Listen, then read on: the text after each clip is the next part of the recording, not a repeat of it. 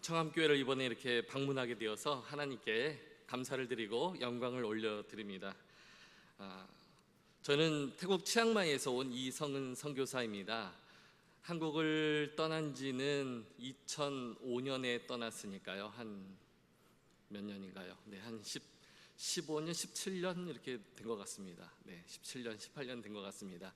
이번에 자녀들이 선교지에서 잘 자라서 하나님이 먹이시고 또 양육해 주셔서 만 2살이 되기 전에 한국을 떠났는데요. 이제 대학 갈 나이가 돼서 대학 입시에 응하느라 이번에 이렇게 오게 되었습니다. 그런데 우리 이정현 목사님을 통해서 또 알게 된 청암교회 또 목회하시는 이 현장에 방문할 수 있게 되어서 너무너무 가슴 벅차고 또 감사를 드립니다. 이정현 목사님은 총신대학교를 다닐 때 같은 선교단에서 선배와 후배로 만나가지고 아주 또 멋지게 또 사역도 같이 하고 그렇게 했었는데 어느덧 벌써 20년이라는 시간이 훅 지나가 버린 거예요. 그런데 이렇게 또 뵙고 나니까 또 목회에도 열심히 또 내공이 많이 쌓이셨고, 특별히 청암교회가 하나님께서 한국교회를 사용하시기 위해서 시작하신 역사와 전통이 있고, 이곳에서부터 한국교회가 우리 총신과 또 우리 장로교 합동의 이 사역이 밑거름이 주어졌고 시작되었다는 얘기를 듣고서 굉장히 가슴 벅찬 그런 마음으로 오게 되었습니다. 감사드리고 성도님 여러분 한 분 한 분을 축복합니다. 네, 사역 보고를 좀 제가 하도록 하겠습니다. 저는 현재 지금 태국에 거주하고 있는데요. 저는 홍콩에서 3년을 거했었고, 그 다음에 중국 운남성 곤명으로 파송을 받아서 운남성 곤명에서 8년 반 동안 사역을 하고, 그리고 지금은 태국 치앙마이에서 5년 동안 사역을 하고 있습니다. 이렇게 몇 나라를 거치면서 지금까지 오게 되었는데요. 잠깐 PPT를 좀 열어주시면 좀 보고를 좀 드리도록 하겠습니다. 네, 노랗게 표시된 곳이 태국이죠. 네, 넘겨주시고요. 태국은 위쪽에 검게 표시된 것처럼 중국과 인도 사이에 있는 인도 차이나 반도에 위치해 있습니다. 그래서 인도와 태국 사이에 끼었다고 해서 인도 차이나 반도인데, 인도 차이나 반도에서도 저 빨갛게 표시된 곳이 태국이기 때문에 굉장히 지리적으로도 중심 위치에 있다라고 볼 수 있겠죠. 네, 다음이요. 이 태국은 상징적으로 딱 어떤 나라냐 하면은 불교의 나라라고 할 수 있을 것입니다. 온 백성들이 머리끝부터 발끝까지 불교가 다 몸에 배어 있는 사람들이거든요. 그런데 이 태국의 서쪽으로는 인도가 자리 잡고 있는데요. 이미 태국 내에도 많은 인도 사람들이 와 있습니다. 그러다 보니까 자연스럽게 태국 안에도 힌두교 문화가 들어왔고, 이슬람 사원이 세워지고 힌두교와 불교가 공존하면서도 아슬아슬하게 같이 머물고 있는 지역이기도 한데요. 아래쪽으로는 힌두교 문화, 불교권, 그리고 아래쪽으로는 이슬람권이 또 강력하게 자리 잡고 있습니다. 우리가 잘 아는 대로 말레이시아나 인도네시아는 강력한 이슬람권이지만 태국도 남부 지역은 굉장히 강성 이슬람 지역입니다. 무장 폭탄 테러도 자주 일어나는 지역인데요. 이러다 보니까 이 태국에는 불교와 힌두교와 이슬람권이 팽팽하게 긴장감 있게 이렇게 마주하고 있습니다. 여기에 기독교가 지금 끼지 못하고 있다는 것이 좀 안타까운 마음이 듭니다. 다음이요. 태국은 이렇게 불교의 나라지만 또 한편으로 소개하자면 태국은 왕의 나라라고 할 수 있어요. 이 왕의 위치가 우리식으로 표현하면 하나님의 위치에까지 올라가 있어요. 신입니다, 신. 그러다 보니까 온 백성들, 심지어 왕의 부인조차도 저렇게 남편이지만은 또 신이신 왕에게 숭배를 하는 것이 자연스러운 문화죠. 다음이요. 네, 다음이요. 네, 관료들도 왕 앞에 설 때는 저렇게 쓰러지듯이 인사하는 게 예의를 갖추어서 왕 앞에 인사를 하는 것입니다. 네, 다음이요. 왕 부부가 지하철에 행사했을 때도 관료들이 왕의 말씀을 듣기 위해서 다리를 저렇게 공손히 꼬고 귀담아서 왕의 말씀을 듣기도 하죠. 네, 다음이요. 왕의 공주가 축구장에 한번 방문을 했더니 축구장의 모든 선수들이 중단을 하고 바로 그 자리에서 엎드려서 절을 합니다. 왜요? 왕의 집안이기 때문에, 왕고 신인데 공주가 행차하시면 경기가 스톱돼서 이렇게 격리를 해야 됩니다. 네, 다음이요. 이렇게 태국은 불교의 국가고 왕의 국가인데 라마 9세 푸미폰 국왕이 있었어요. 바로 직전 왕이거든요. 근데 이 왕이 굉장히 정치를 잘했습니다. 서민들에게 일일이 찾아가서 같이 힘든 일도 도와줬고 함께 마음을 나누었었어요. 그런데 이제 지금은 돌아갔고요. 이제 죽었고요. 그 다음 왕 아들이 이제 왕을 하고 있는데요. 다음이요. 그 다음 왕 어디 있을까요? 예, 설마 하는 그 사람이 맞습니다. 지금의 왕이 저런 모습이었어요. 물론 왕으로 처음 임명될 때 이제 조금 굉장히 뉴스거리가 많이 됐었죠. 그런데 지금은 왕가에서 조금 관리를 해줘서 조금 정도는 됐지만 어떻게 저런 분을 보고서 왕으로서, 특히 신의 위치에 있는 왕으로서 존경을 하고 숭배를 하고 할 수 있을까요? 그렇기 때문에 태국 사람들도 사실 지금 많이 혼란스럽습니다. 왕의 권위가 이미 손상이 되었고요. 정치적으로도 많이 혼란스럽습니다. 우리 이제 왕나라 하지 맙시다. 도저히 안 되겠어요. 우리도 대통령제 합시다. 뭐 이런 움직임도 많이 있습니다. 참 진짜 왕이 지금이야말로 필요한 것 같습니다. 우리가 믿고 있는 진짜 왕 예수 그리스도가 좀 소개되었으면 좋겠어요. 다음이요. 태국 기독교를 조금 더 설명을 해드리면요, 인구는 6,500만 명 정도 되는데 복음화율은 0.74%밖에 되지를 않아요. 그러니까 굉장히 기독교 비율이 약한 것이고 대부분이 다 불교인들, 머리끝부터 발끝까지 뼛속까지 불교인들이라고 할 수 있겠죠. 방콕은 수도이기 때문에 절대적인 인구 숫자가 많고요. 그래서 조금 비율로도 잡혔지만 방콕을 제외하면은 매홍선, 치앙마이, 치앙라이라고 표시되어져 있는 기독교 그나마 조금 더 많이 있는 비율은 다 태국의 북쪽 끝에 있는 지역들입니다. 왜냐하면은 태국의 북쪽 끝에는 소수 부족들이 많거든요. 그러다 보니까 조금 기독교 비율이 높아진 것이고요. 다시 말씀드리면 태국에 주류 태국인이 있습니다. 소수 부족이 있고 주류 태국인이 있는데 주류 태국인은 0.5%도 되지 않고 그나마 소수 부족들의 복음화율이 조금 높아서 지금 현재 0.74% 정도 되고 있는 것이거든요. 그러니까 태국의 기독교가 거의 지금 들어가지 못하고 있다라고 볼 수 있는 것이죠. 네, 다음이요. 태국 기독교는 우리나라의 기독교보다 사실 오래되었습니다. 우리나라가 뭐 1884년경 이때 선교사들이 미국으로부터 와가지고 직접적인 이제 교회가 세워지고 기독교가 이제 증가하기 시작됐는데 태국은 1837년에 처음 복음이 전해졌습니다. 독일의 귀칠라프 선교사를 비롯해가지고 이제 기독교가 전해지기 시작하는데 안타깝게도요. 수십 년이 지나도록 전국의 교회 하나가 세워지지 않는 것이에요. 그러다가 2000년이 넘어서부터 2018년 무렵에 최근 5년 동안 태국 기독교의 가장 큰 부흥기를 이제 막 맞이하게 된 것입니다. 한 해 동안 세워진 교회의 숫자가 567개가 넘기도 했었고요. 그러나 작년에 갑자기 교회의 증가수는 반도 안 될 정도로 뚝 떨어졌습니다. 그것이 바로 이제 코로나의 영향 때문에 직격탄을 맞은 것이죠. 왜냐하면 복음화율 자체도 높지 않은데요. 그나마 있는 교회들도요, 상당히 숫자가 적습니다. 평균 교인 수가 70명 정도밖에 되지 않으니까요. 그리고 목회자들은 목회에만 전담을 할 수가 없어서 다른 직업을 또 가져서 생계를 유지하고 또 주일날 목회를 하고 이러다 보니까 목회에 전념을 할 수가 없게 되었죠.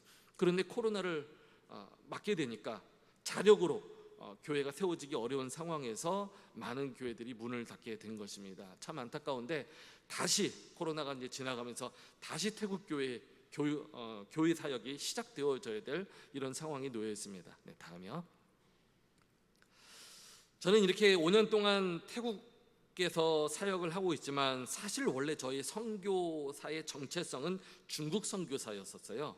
2005년도에 한국을 떠나서 홍콩으로 간 이유도 중국 선교를 하기 위해서 홍콩에 있는 한인교회에서 부목사로 사역을 섬기고 중국 선교 훈련을 받게 됩니다. 그리고 3년 동안 그렇게 훈련을 받고 중국에 갔기 때문에 저의 선교 정체성은 중국 선교사였었어요.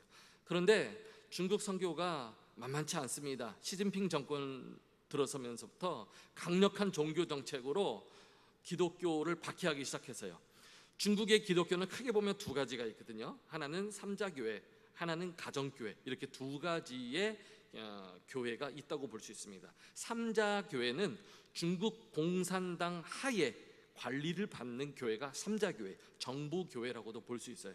이러다 보니까 교회 위에 공산당이 있는 것이에요. 그러다 보니까 교회는 가감없이 하나님의 말씀을 그대로 선포해야 되는데, 선교하라 하셨으면 선교해야 되는데, 공산당은 그걸 원치 않아요. 그랬을 때는 공산당의 말을 들어야 되는 교회가 삼자 교회예요. 정치적으로 간섭을 받는 교회입니다. 참된 기독교라고 할 수 없죠. 그래서 많은 성도들이 우리는 정말 성경의 하나님을 믿고 싶다 해서 세워진 교회들이 있습니다. 그것이 바로 가정교회예요. 가정교회는 비교적 순수하게 성경을 믿으려고 사람들이 모이기 시작해요. 그러나 가정교회도 문제가 많습니다. 왜냐하면 가정교회는 어떤 틀이 없어요. 제대로 신학교를 졸업하고 훈련을 받은 전문 사역자가 없습니다. 그냥 정부의 간섭을 피해서 모여서 예배하려다 보니까 오늘은 너가 말씀 전해, 오늘은 우리 이렇게 하자, 이렇게 모이자 하다 보니까 이단이 많이 침투하기 시작을 합니다. 그래서 중국의 가정교회는 이단의 문제를 대처를 할 수가 없어요. 심각한 상황 가운데 있습니다. 이렇게 중국은 크게 보면 두 가지 교회가 있는데, 둘 다 지금 많이 개혁해야 될 필요가 있는 교회예요. 안타깝게도 중국의 이런 특수성 상황 속에서 중국은 더더욱 기독교를 압박을 합니다. 그래서 선교사들을 쫓아내기 시작했어요. 추방시키기 시작했어요. 교묘하게도 선교 기관이 있습니다. 단체가 있습니다. 그럼 기관과 단체의 우두머리 회장들, 대표들을 먼저 추방을 시켜버리는 거예요. 그럼 그 조직 자체가 자연스럽게 활동을 못하게 되고 와해가 되는 것이죠. 이렇게 핍박을 하다가 직접적으로는 비자를 제한을 합니다. 그럼 더 이상 그 나라에 살 수 없게 되는 것이에요. 저희 가정도 8년 반을 살면서 처음에는 학생 비자로 거주를 하면서 복음 사역을 감당했어요. 왜냐하면 선교사로서는 합법적으로는 있을 수가 없으니까 체류 자체가 불법적일 수밖에 없어요. 그 나라 법으로 치자면. 그런데 그것을 제한을 하는 것이에요. 그래서 심사를 할 때마다 너는 더 이상 비자를 줄 수가 없다. 이렇게 해서 저희가 사업 비자를 준비했다가 사업 비자도 10개월 동안 계류가 되고 진행이 되지 않았습니다. 그러던 중에 주변에서 선교사들이 추방을 당하고 그 다음 저희 수순이 된 것이에요. 그래서 하나님 앞에 기도하다가 하나님, 중국 영혼들을 불쌍히 여겨 주옵시고 또 우리를 사용해 주길 원합니다. 어떻게 할까요? 기도하다가 중국 안에서만 중국 선교를 할 수 있는 것이 아니다. 중국 밖에도 중국이들은 많이 있고 지금 시기에는 많은 중국 사람들이 해외를 들락날락하고 있기 때문에 얼마든지 중국 인근에서도 중국 사역을 할 수 있다는 확신을 주셨어요. 그래서 저희가 비자도 나오지 않고 추방 위기에 있는 상황 속에서 중국을 벗어나서 가장 가까운 태국 치앙마이로 이제 이주를 하게 된 것입니다. 2017년도였으니까요. 그래서 5년 지금 사역을 하고 있는데, 중국은 중국 내에서 그리고 중국 외에서 저희가 이렇게 팀으로 나눠서 선교사를 발굴하기 위해서 훈련을 시키고 또 파송하는 그런 사역을 그렇게 했습니다. 다음이요. 중국에서는 이렇게 소수민족의 복음화율이 거기도 좀 비교적 높기 때문에 특히 묘족의 기독교가 들어간 지는 100년이 좀 넘었습니다. 그래서 저희가 산속 깊은데 보통 저곳이 2000m가 넘어요. 해발 2000m가 넘으면 마을 하나가 있고 또 마을 하나가 있는데 거기에 교회가 있는 것이에요. 그리고 사역자들이 있습니다. 그래서 저는 전략적으로 이 사역자들을 잘 훈련시켜서 그들이 선교사로 나올 수 있도록 그런 사역을 했습니다. 감사하게도 저렇게 사역지를 다니면서 사역자를 만나고 교제하고 선교적인 비전을 나눌 수 있게 하셨죠. 다음이요. 그러면서 이렇게 봉사도 하고 아래는 또 저희 아들, 딸도 있는데 같이 가서 사역도 하고 봉사도 하고 그렇게 했습니다. 다음이요. 그러던 중에 감사하게도 두 가정이 선교사로 배출이 된 것이에요. 묘족 기독교가 105년, 저 당시로 105년 정도 됐었는데 묘족 기독교 역사상 처음으로 선교사가 나오는 순간이었었어요. 얼마나 영광스럽고 감사했는지 몰라요. 그래서 저희 선교회가 있는 홍콩 본부에 데려가서 파송식도 하고 훈련원에 입소시켜서 정식 훈련도 받고 중국을 벗어나서 라오스, 태국 쪽으로 선교사를 보내기 위해서 가장 마지막 도시에 배치도 했습니다. 근데 안타깝게도 실패했어요. 이제 막 국경을 벗어나서 나가야 되는데 저 선교사님들 고향 가정과 교회에 더 강한 핍박이 들어오게 되었다는 것입니다.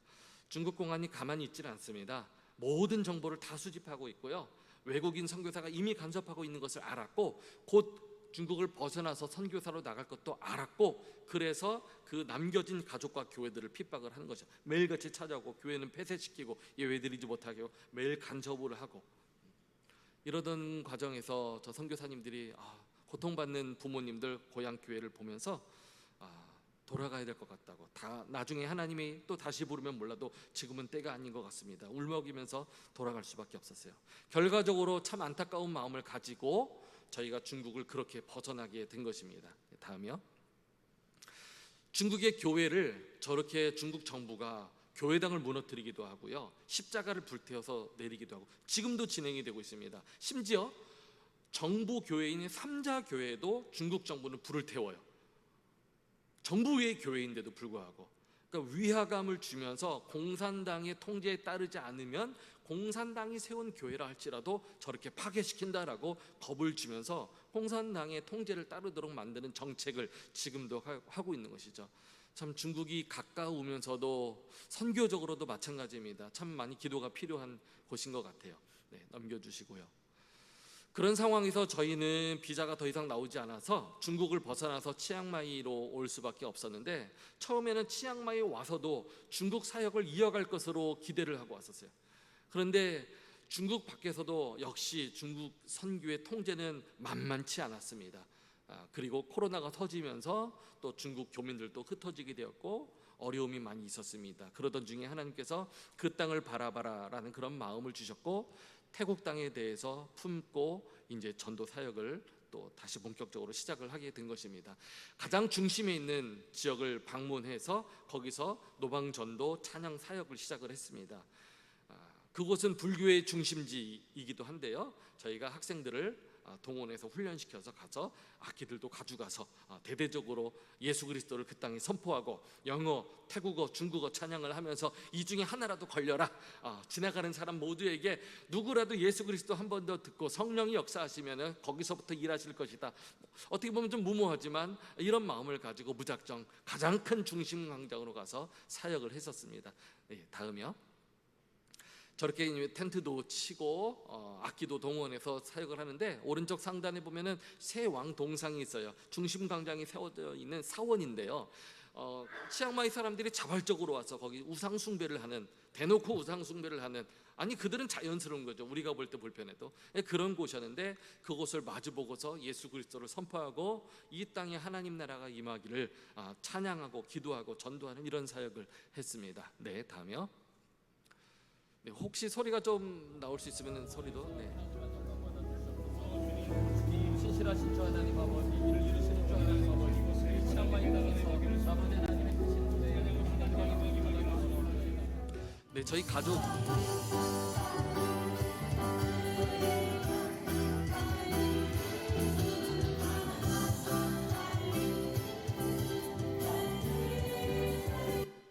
네, 가족들이 같이 동원돼서 자녀들도 선교지에 같이 부모를 따라서 이렇게 사역도 하고 굉장히 귀한 역할을 또 감당해 주었어요. 네, 그러다가 이번에 이제 한국에 대학을 오게 된 것입니다. 네, 다음이요.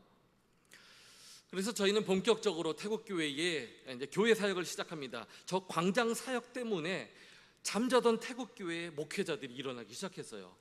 교회가 워낙 연약하고 성도 수가 없고 본인도 생계가 유지 안 되다 보니까 교회 목회 사역을 해도 굉장히 소심할 수밖에 없는데, 외국인들이 와서 대대적으로 그냥 대놓고 저렇게 사역을 하니까 우리도 같이 찬양하겠습니다, 우리도 같이 전도하겠습니다, 이렇게 숨어있던 태국 목회자들이 나와서 같이 힘을 보태겠다라고 해서 함께 사역을 막 이제 신나게 했습니다.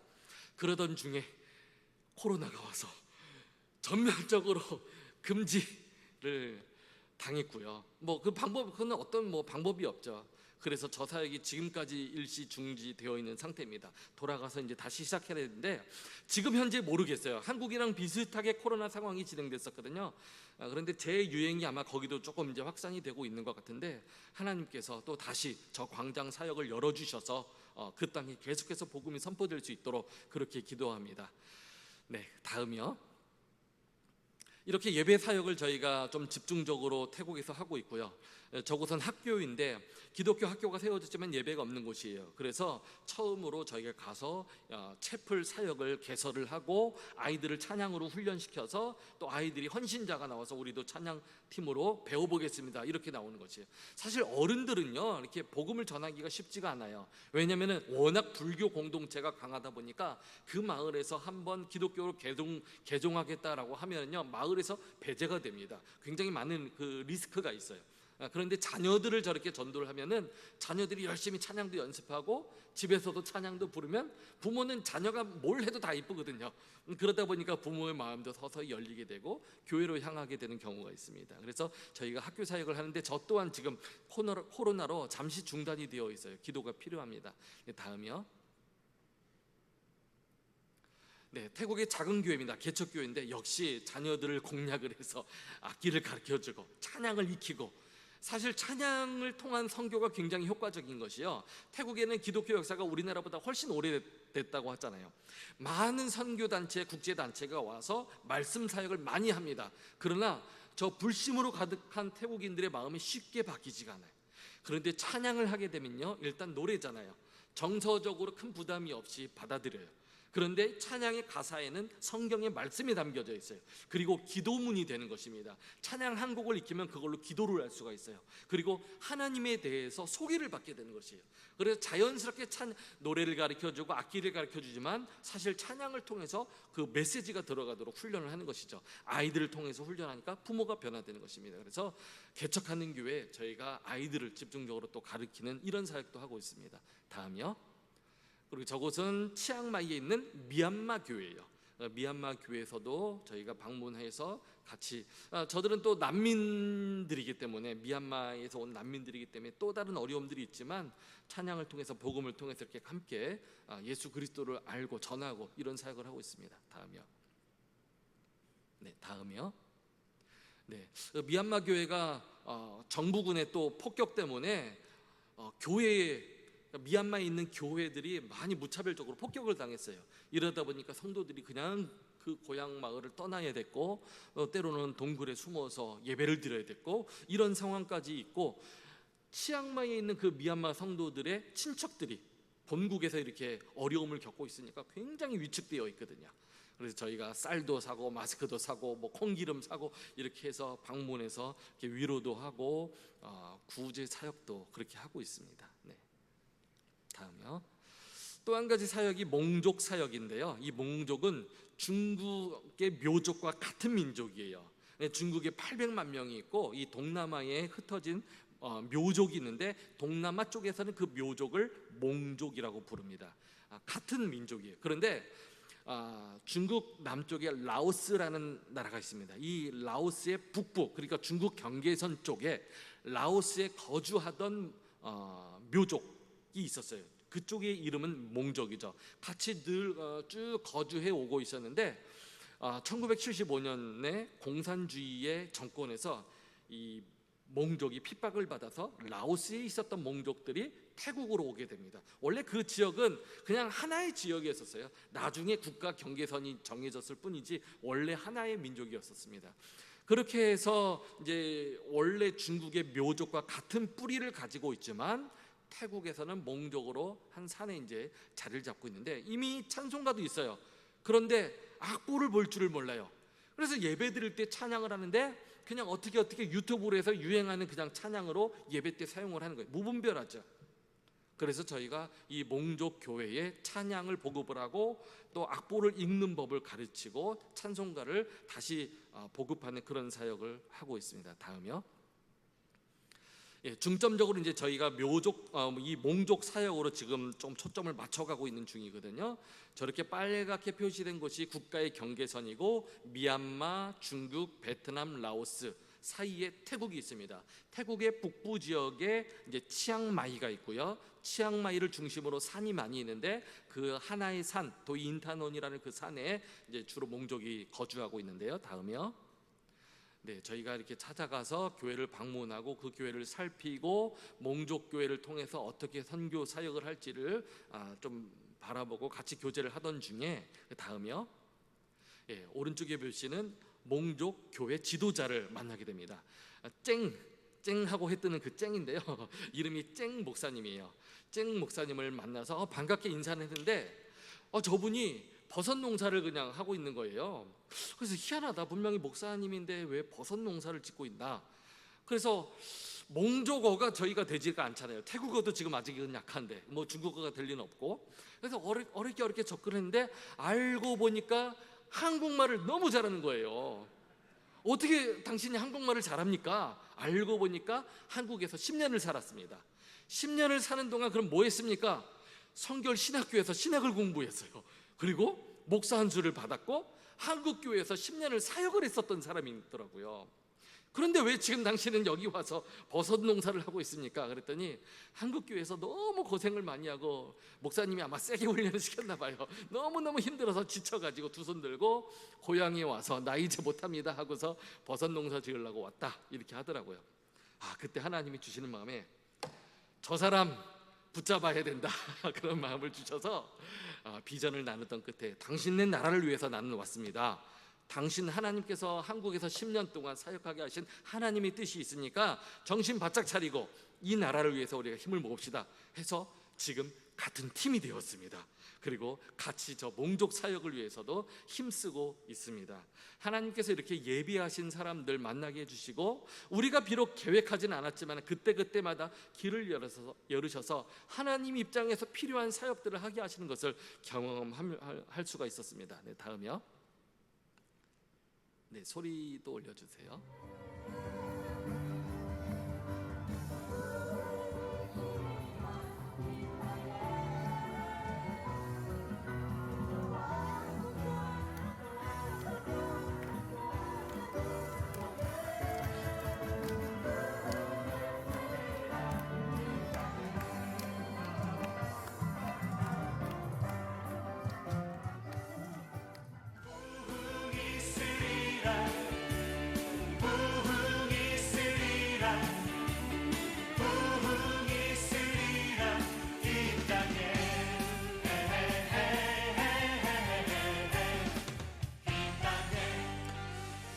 네, 이렇게 선교 사역을 중국을 거쳐서 태국 사역을 하면서 완전히 문화가 다르거든요.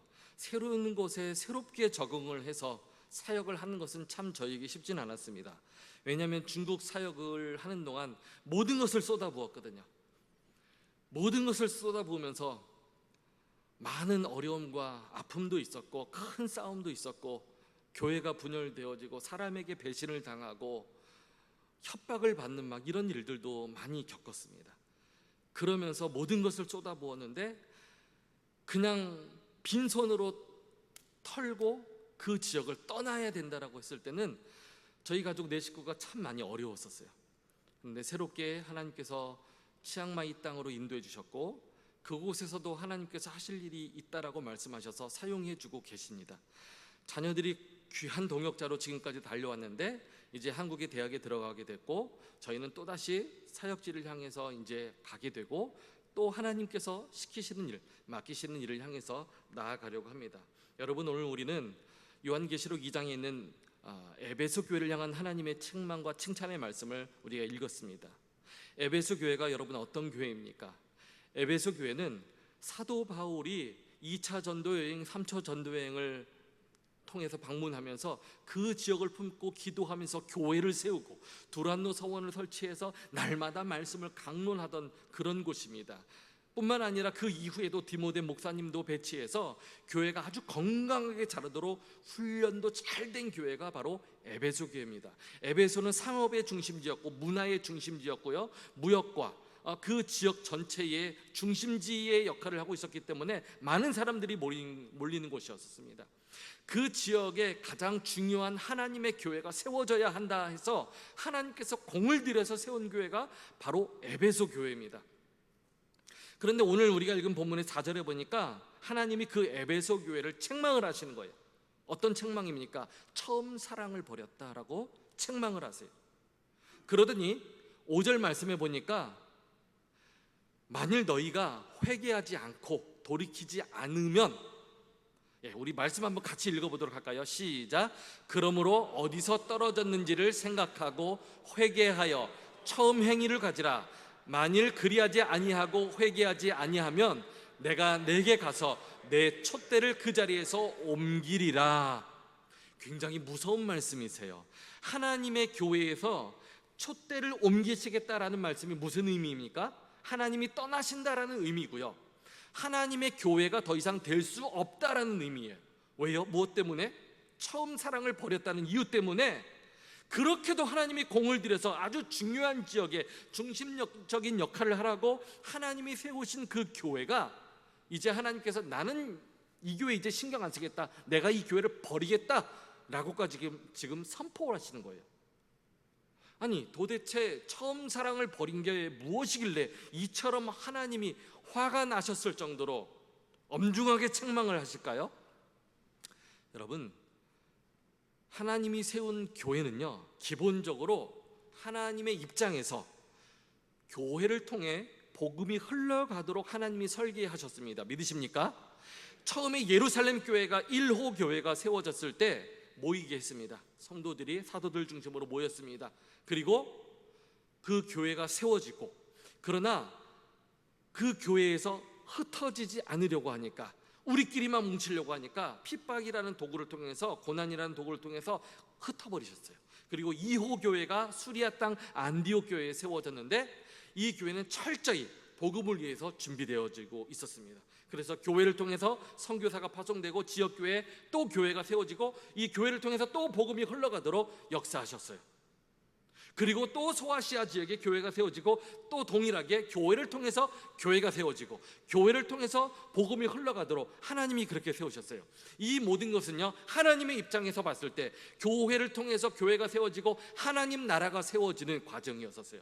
하나님 편에서 하나님께 득이 되고 하나님께 영광이 되는 과정이었었어요. 믿으십니까? 에베소 교회는 그런데 처음 사랑을 버렸다 그랬어요.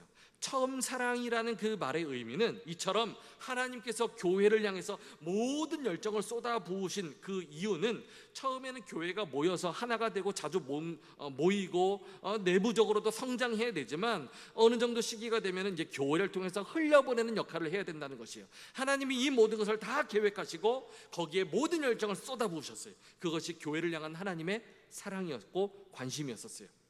그런데 처음 사랑을 버렸다라는 말은 하나님이 계획하신 대로 교회가 잘 모이고 그 다음에 지역사회와 나아가 복음을 전하도록 선교하도록 그렇게 사용되지 않고 내부적으로 우리끼리만 즐거운 교회, 이렇게 머물러 있었다는 것이에요.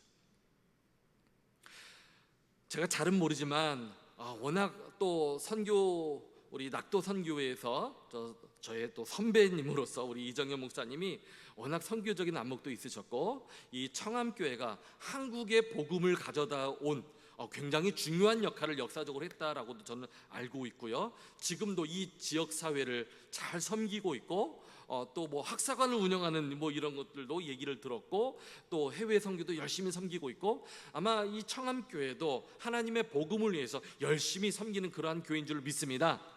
아멘. 하나님의 그 교회는요, 우리끼리만 만족해서는 안 된다는 것이에요. 물론 어느 정도 우리가 모여야 돼요. 성장해야 돼요. 그러나 그 다음에는 우리 주변에 지역 사회를 향해서도 우리가 섬기고, 또 복음이 필요한 곳에 섬기고 하나님의 사랑을 흘려보낼 때에 비로소 하나님의 교회로 세워질 수 있는 것이고, 하나님이 끝까지 붙잡으시는 교회가 될 수 있다는 것입니다. 믿으십니까?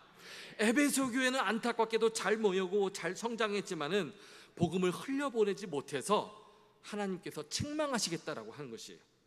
그런데 기회가 있어요. 촛대를 옮기리라 하셨습니다. 이미 옮겼다 하지 않고요, 문을 닫지 않았어요. 아직요. 기회는 있다라고 말씀하셨어요.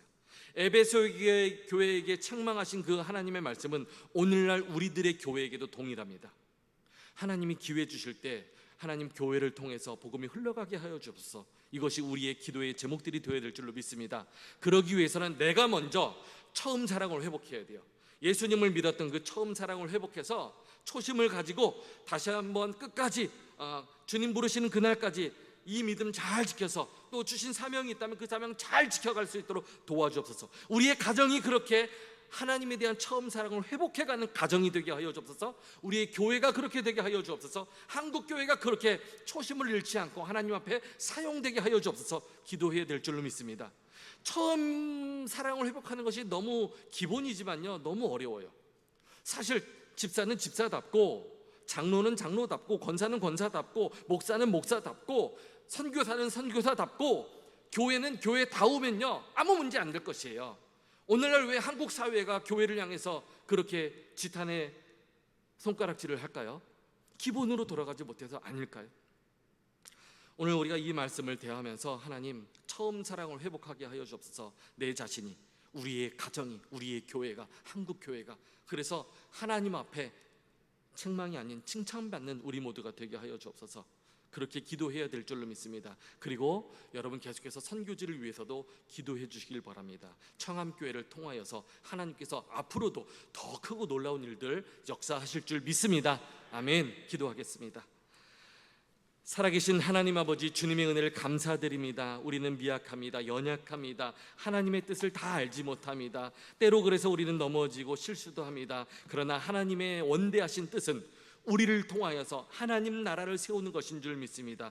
부르심 앞에 순종하게 하시고, 사명의 자리를 잘 지키게 하시고, 또 우리의 교회가 하나님 앞에 복음의 사명, 복음을 흘려보내는 귀한 사명에 잘 감당하여서 잘했다, 충성된 종아, 칭찬받을 수 있는 우리 복된 청암교회 되도록 역사하여 주시옵소서. 감사를 드리며 예수님의 이름으로 기도드리옵나이다. 아멘.